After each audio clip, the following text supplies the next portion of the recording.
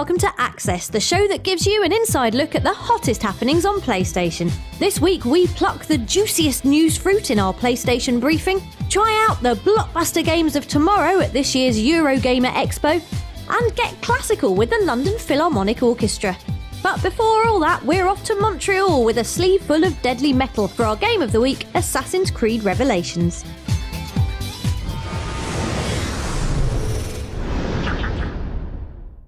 Spoiler time, kids.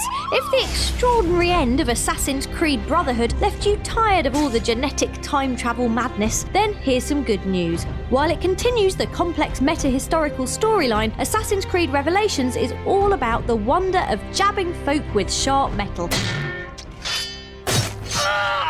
And on its simplest level, about hero Ezio finding his keys. The 5 keys to Altair's library. Revelations is thinking big, aiming to complete the story arc of veteran Italian killer Ezio and to bring his relationship with Altair and modern-day counterpart Desmond to a conclusion. That's why the setting is no accident, as the game's writer, Darby McDevitt, explains. Symbolically, we all thought of Constantinople as a perfect blend between Altair and Ezio. It has influences from Italy, from the Middle East. Nothing drastic has happened to the open-world free-running gameplay, and Ezio's journey through Constantinople will be a familiar mix of battling Templars and doing missions for famous historical folk. Welcome to Constantinia, Ezio, the crossroads of the world. The other good thing about Constantinople, apart from all the nightlife, is that it has a new toy to play with. Check out the Ottoman hook, something else for Ezio to stuff up his sleeves, which can be used to trip or spin over enemies in combat and to reach for ledges and swing round corners while free-running. Show me how it works. There are other new additions too, like a bomb crafting mechanic that sees Ezio cooking up dozens of specialist explosives, and a tower defense minigame for protecting assassin dens, which during our hands-on session proved to be very playable. More than anything this time, there's an emphasis on storytelling and making sure that Ezio's send-off is as compelling as possible. I cannot rest until all has been revealed. Assassin's Creed Revelations is out on the 15th of November, and we'll be wrist-blading our way through the crowds to pick it up on release day, although pre-ordering is probably easier.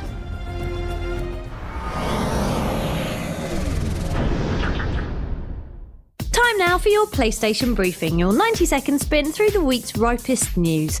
We start our roundup this week from sunny California, where we recently visited Toys for Bob, the studio behind Skylanders Spyro's Adventure.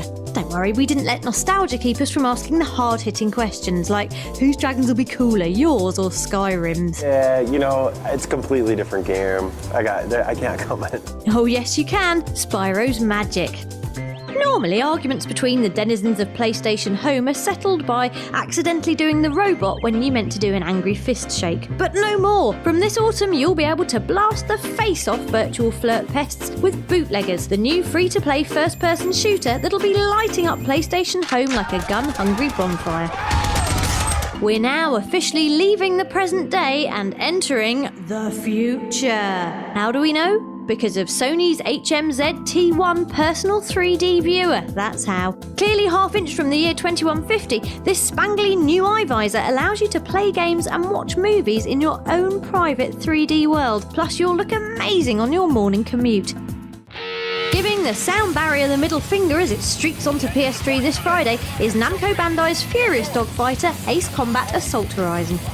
Stay still and be swatted, bothersome rusky villain. The landscapes are all modelled on real-life satellite data, a bit like a Mach 3 busting version of Google Maps. So you might even spot your gran putting the bins out, providing she lives in the penthouse suite of the Burj Khalifa in Dubai, of course. That was your PlayStation briefing. We'll have more next week.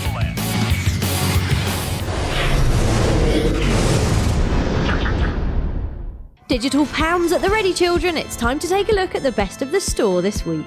So we're into October, which means you can shortly expect an army of kids in stupid costumes to chuck eggs, abuse and toilet roll at your front door in exchange for treats.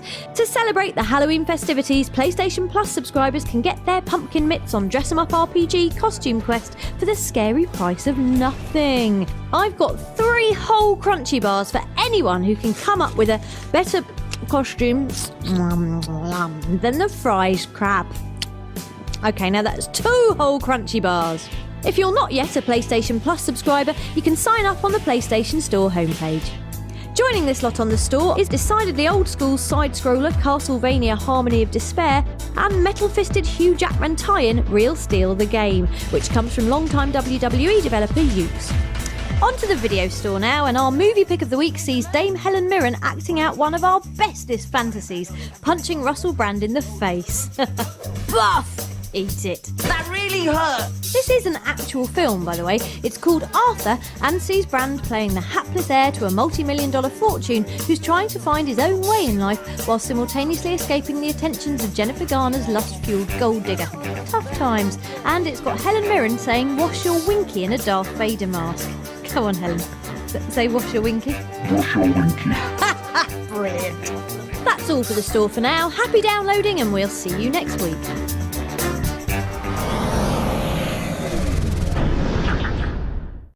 Time for a musical interlude now as we get classy with the London Philharmonic Orchestra. The world-renowned concert outfit recently invited us to a rehearsal of a new show comprised entirely of music from video games. The lineup included tunes from Uncharted, BioShock and Call of Duty, while the rendition of this Little Big Planet ditty in particular had us bouncing like elastic-filled sack people.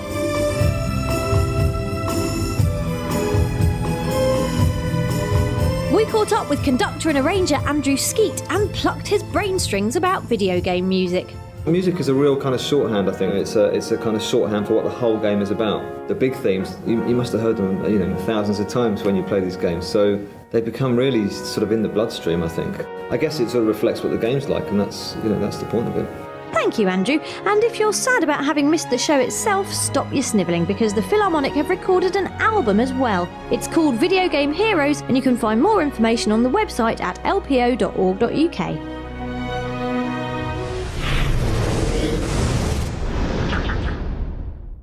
Welcome to Access All Areas, where this week the Access bandwagon rolls up to Earl's Court for the bigger-than-ever Eurogamer Expo.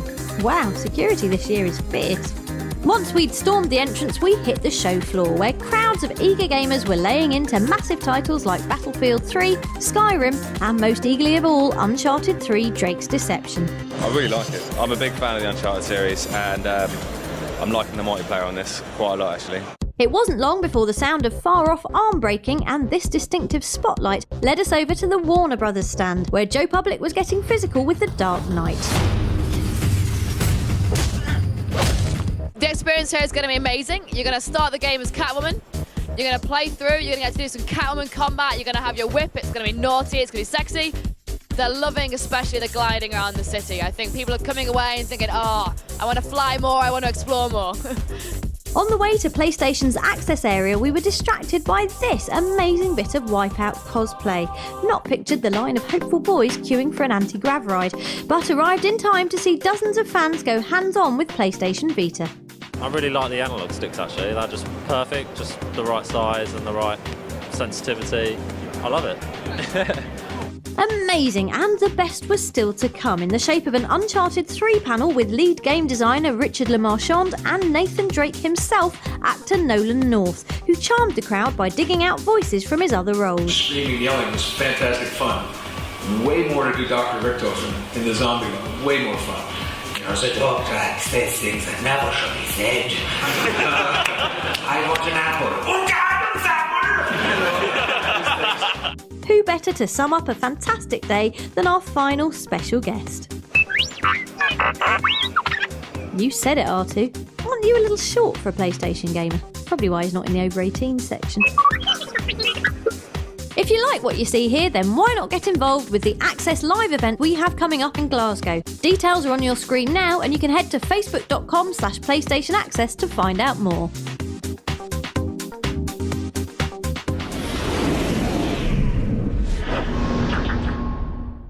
Time to wrap up the episode, but before we go, our parting shot this week comes courtesy of first-person rubbish 'em up, Duke Nukem Forever.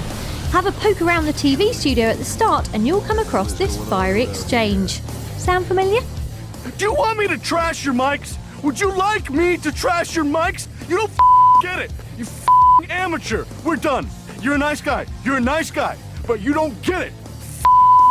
Right, that's all for this week, but if you're after extra video content, competitions and events, then give us a visit at facebook.com/PlayStation Access or scan this sexy QR code. See you next week.